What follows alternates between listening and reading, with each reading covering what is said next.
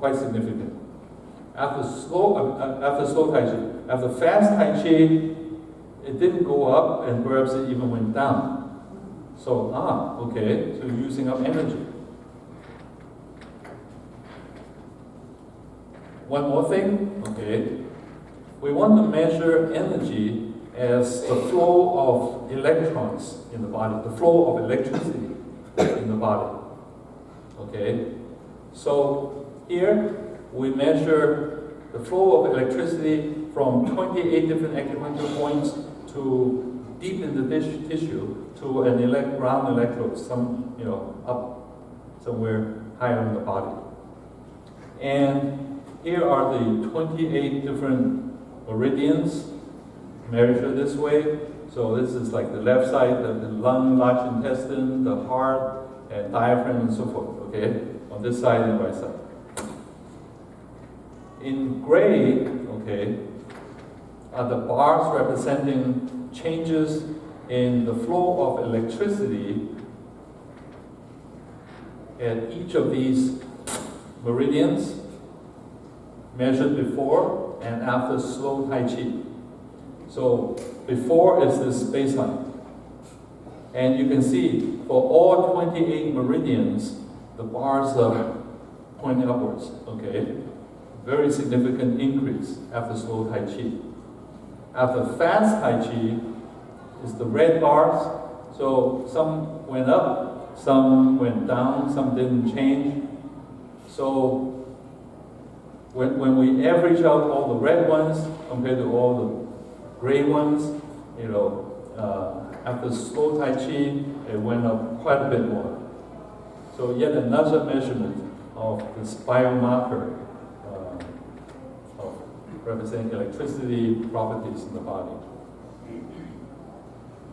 Okay, now there's a lot of phenomenology.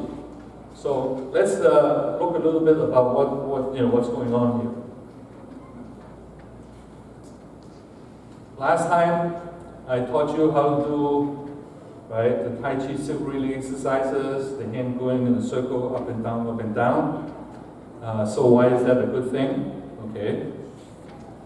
So here we measure at the same time the flow of blood by putting laser Doppler probe, at the palm of the hand at the acupuncture point called Lao Gong, worker's talus.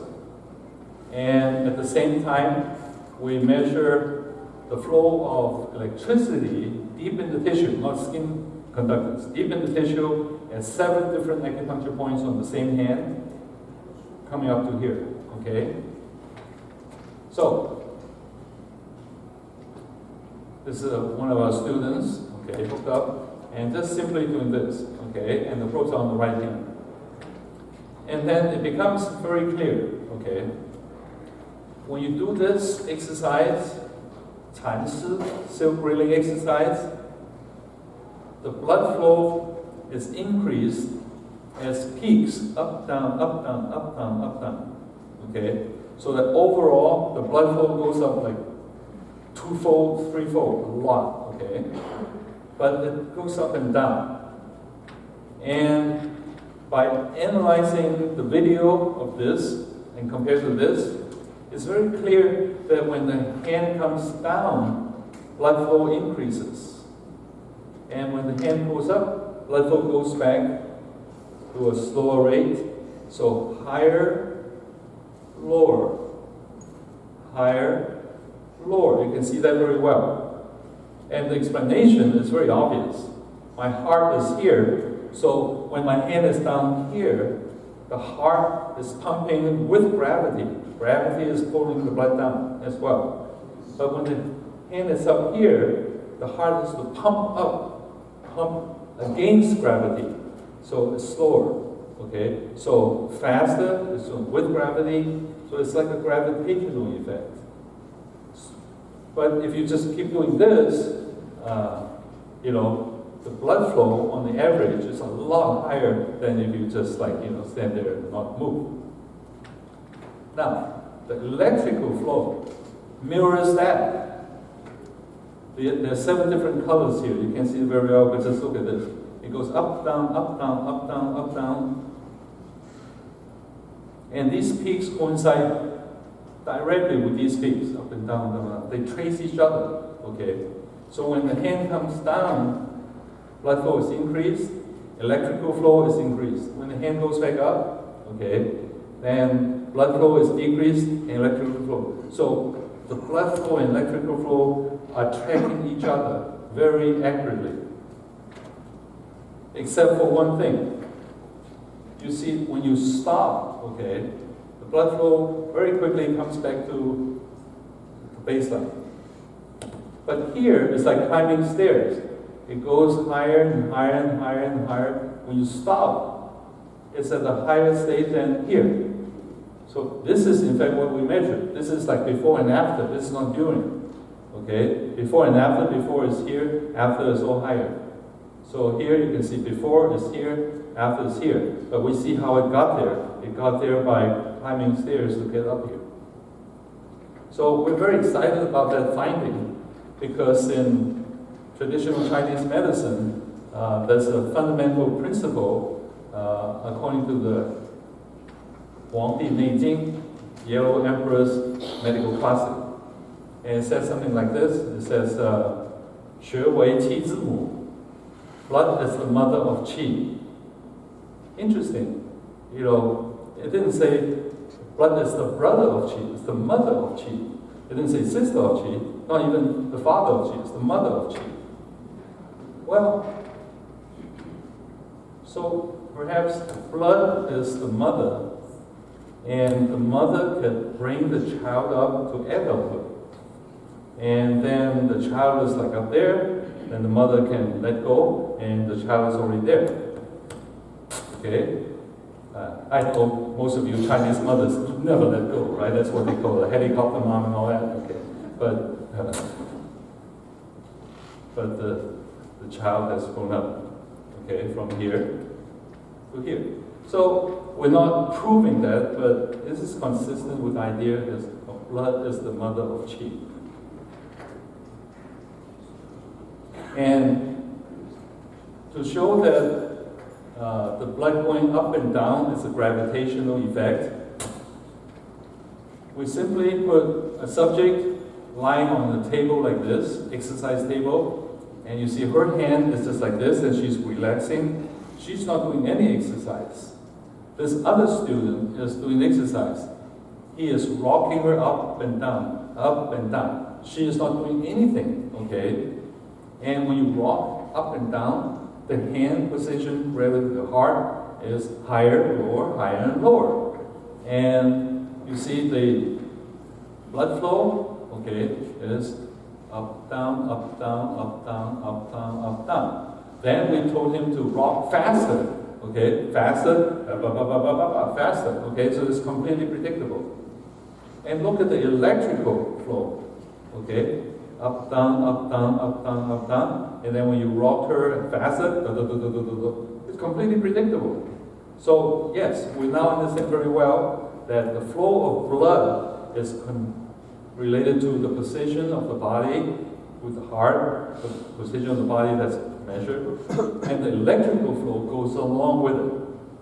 Okay? So, as I'll show you, as I showed you last time and today, many of these Qigong exercises are all up and down, okay? They're hardly horizontal, okay? Even with Yang Tai Chi, okay? You know, parting wild horse's mane, right? Needle at the bottom of the sea. Fan back, right? You're all up and down, okay? So, when your body goes up and down, legs go up and down, you create these waves of increased blood flow. And also electrically, you create these waves. Now, so it's more important today. The last time I think I talked about this, so I showed you this. When we measure blood flow, okay, if you're standing there doing nothing, it's at 100%. Okay, here, if you just breathe deeply, slowly, and evenly, right? for the mechanism I told you, the heart pumping faster and slower. You can increase blood flow by a whole 50%. And if you do Tai Chi movements or Qigong movements, you can increase it almost double that, okay? But you have to do it with breathing. Breathe in, breathe out. Breathe in, breathe out, okay? The effects are additive. And if you do it wrong, breathe out, breathe in, they don't add up. So there's a certain way to do it correctly to get the maximum benefits. And here, you still get some benefits, then maybe not as much. Now, just a preview of my talk coming in the fall, okay? The one on Chinese medicine and Western medicine. We found that, in fact, I would discuss this in some detail at that time. But certainly, I've been showing you, doing Tai Chi Qigong, you can improve blood flow, improve the energy from the body as measured as heat, as light, as electricity, electrical field, all of those I just talked about. But we are also studying other Chinese medical therapies, like heat treatment, therapeutic massage, herbal medicine, acupuncture, moxibustion, cupping, gua sha. All of these seem to also give the same effects. Now, some of these are still in progress, and we're collecting the data. So, in other words, Qigong Tai Chi is just part of the overall, spectrum of benefits that traditional Chinese culture and medicine can provide, and they actually share common, principles as well. So, if you're interested in this, do come later in the fall and talk about that. So I'll finish by answering maybe a question that's like rattling in your mind. You may think that, well, what Dr. Lin said is academically interesting. Okay, so we increase electrical flow and all that. How does that, translate to better health? Okay. So, first, there are studies done in Japan studying, let's say, people with different levels of liver problem, okay? All the way from, mild hepatitis to acute hepatitis to cirrhosis to liver cancer, okay? And they measure their electrical flow at the liver meridian. And as it turned out, the more serious the liver problem, the lower the electrical conductance. So there is a study showing that higher is better than lower. Okay. Now that's not a very large study, so there are no graphs to show you and so forth. But that's an indication. But something else that's very exciting. Just a few years back was this discovery. You see, here, it was first done by colleagues of mine at Johns Hopkins, and we follow up this line of study. So if you measure the healthy person's hand, okay, as I said, we all put out electrons. We also put out an electrical field, okay, a DC electric field. But normally, it's at a very, very low level, okay? On this scale, it's like 1, okay? The remarkable thing is, if you should cut yourself, accidentally, I hope, okay, cut yourself and create a wound, this will go, 10 to 100 times higher.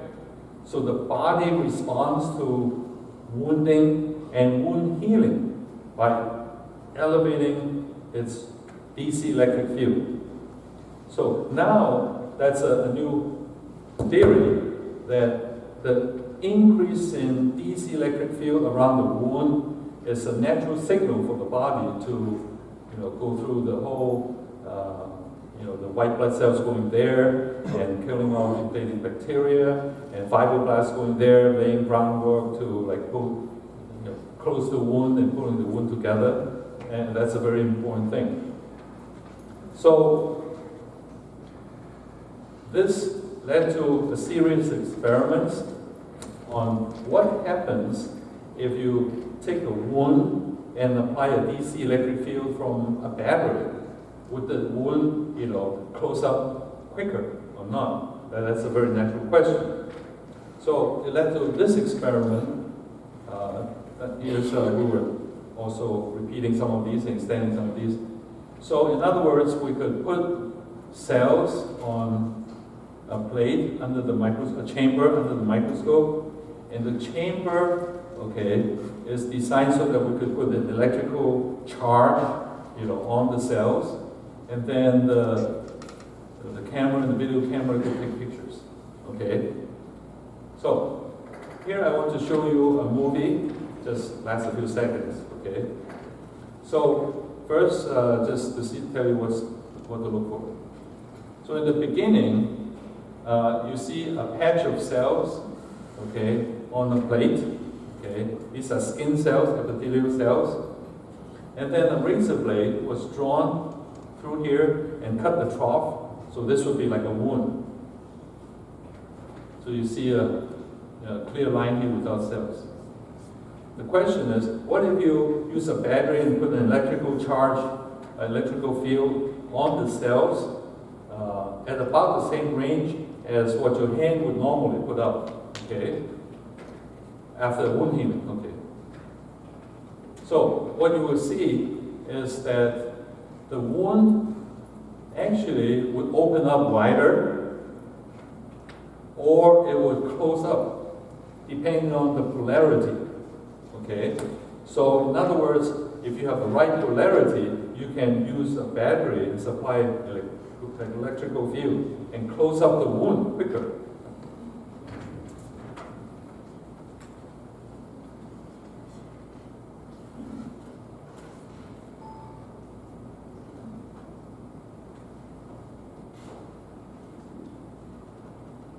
Now, so this is what you're looking at,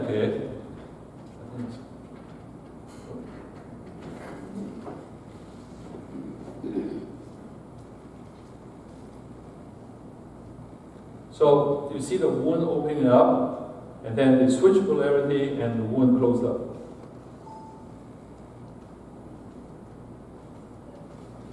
The wound opened up, but when they switch polarity, the wound closed up. So you can electrically control wound healing on the plate.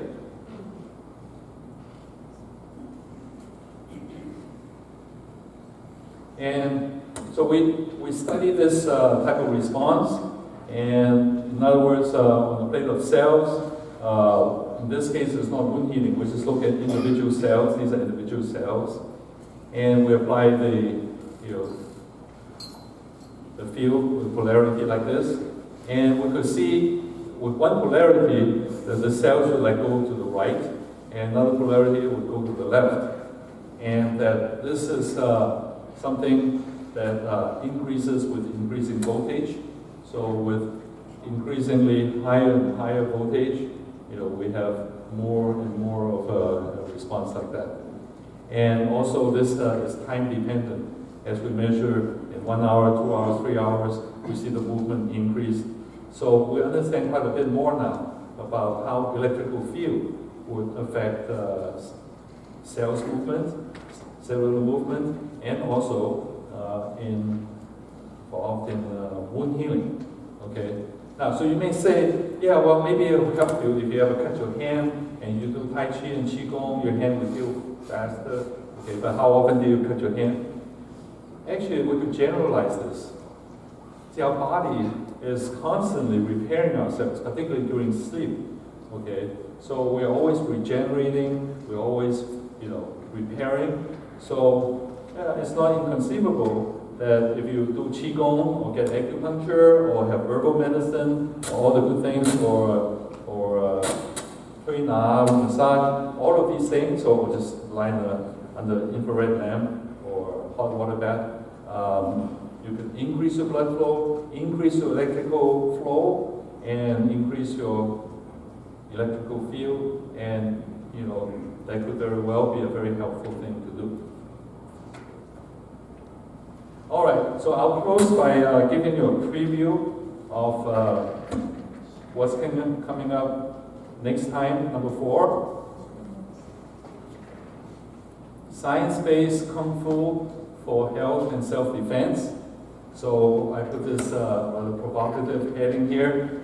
So do you want to enhance your mind-body health while learning how to fight like Bruce Lee and Ip Man? Okay? A little bit of explanation here. Okay? Gentleman here is Grandmaster William Chong. Okay? He is the person who's really responsible for training Bruce Lee how to fight. Don't believe the movies like Ip Man and things. Technically, Bruce Lee was a student of Ip Man, but by the time Ip Man, got to be his teacher, Ip Man was an opium addict like that. He couldn't fight anymore. So Ip Man actually assigned Bruce Lee to William Chong, his number 1 student, to train Bruce Lee. I'm fortunate in many times like this that I had the opportunity to be trained by William Chong. And during this session, I will pass on to you all, if you come, all the training methods that trains your mind, your body, and if you ever get into the fight, you can fight like Bruce Lee. And maybe put in a word, if you think that some younger person like your son or your neighbor or someone, particularly if they have watched martial arts movies like Ip Man 1, 2, 3, they would probably be very interested in learning directly, from a person who trained, under Ip Man and William Chong. And the techniques are very useful also for training fast twitch muscles and balance and cardiovascular and so forth. So with that, I'm going to stop my lecture part. And as always, if you want to ask me questions, you can email me. Don't try to call me. I'm never there. I'm here. So thank you.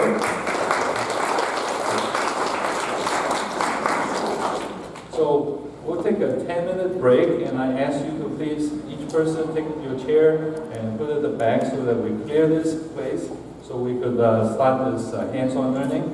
And also, last time, the video didn't come out very well because the camera was here, and there are people whose hands and legs were in front of the camera, and that all got videotaped. So today, we'll move the camera over here, and please don't interfere with the angle of the camera. Okay? So we'll start in 10 minutes, and we'll start teaching you 10, 12 different techniques.